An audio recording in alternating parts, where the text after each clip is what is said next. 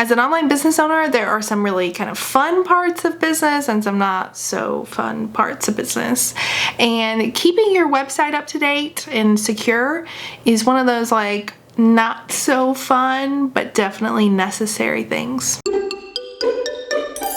If you're new here, my name's Jess. I'd love for you to subscribe. I post weekly videos for business owners like you to help you save time and look good online, including, of course, your website. So to break this down, I'm gonna start small with the like weekly things and work my way up to the less often things you need to be updating. So first, if you are a WordPress website owner, you need to be updating your plugins on your website every week, or at the very least, every month. If you're not WordPress, you don't have to worry about this. It's important to keep these plugins up to date and frequently, because when you don't, that's when things on your site break, that's when you're more vulnerable to getting hacked, all that not fun stuff. I recommend just setting a calendar reminder, like every Monday morning, just log into your website, update the plugins. It takes a minute. Now moving on to more monthly or quarterly updates.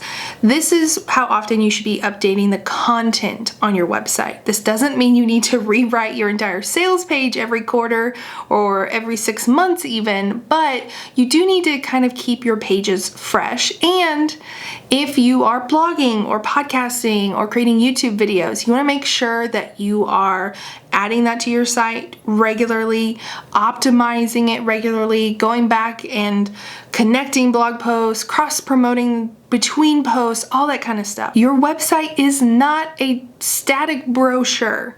You need to keep updating things. It's not just, I'm gonna create this website, publish it, and leave it sitting there for 5 years without updating anything. Now moving on to yearly updates, this is roughly how often I would suggest updating the photos on your website, like the photos of you, or stock photos if you're using stock photos.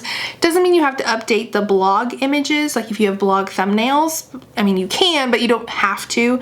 I'm really specifically talking about photos of you. Now I said roughly about every year because right now my brand photos are like a year and a half old, so this is not a hard and fast rule. And part of why I think you should kind of change your photos every year-ish or so is because we look different and our brand evolves. My current photos, I love them, they're great. The photos before them were also good, but looking back, I didn't like my outfit choices, and that's not just like an insecurity thing, like brand-wise, it didn't fit my brand. And then the year before that, like if I still had those photos, I look way different from those photos 4 or 5 years ago to now. So that's kind of why I'm saying about every year-ish or so. And lastly, let's talk about like redesigning your website. Now this is usually, I think, what people have in mind when they're like, how often should I update my website? They're thinking like getting a whole new design.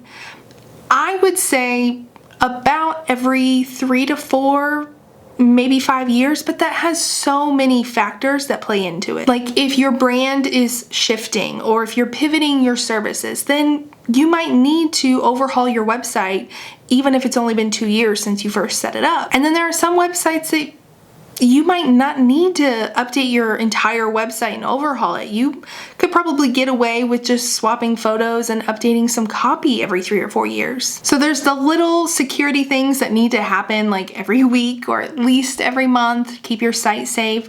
There's some content and copy things that should happen more frequently just so you have the most recent information and you're just keeping things fresh, especially if you're trying to rank in search. Copy and content are really, really key, and updating those blogs and podcasts and videos is going to be a huge help SEO wise. Hopefully this helped break down what you need to update and when so you feel better about your website and you have a plan moving forward. If you have any questions, let me know down in the comments. Be sure and check out these videos for more website tips, and I will see y'all next time.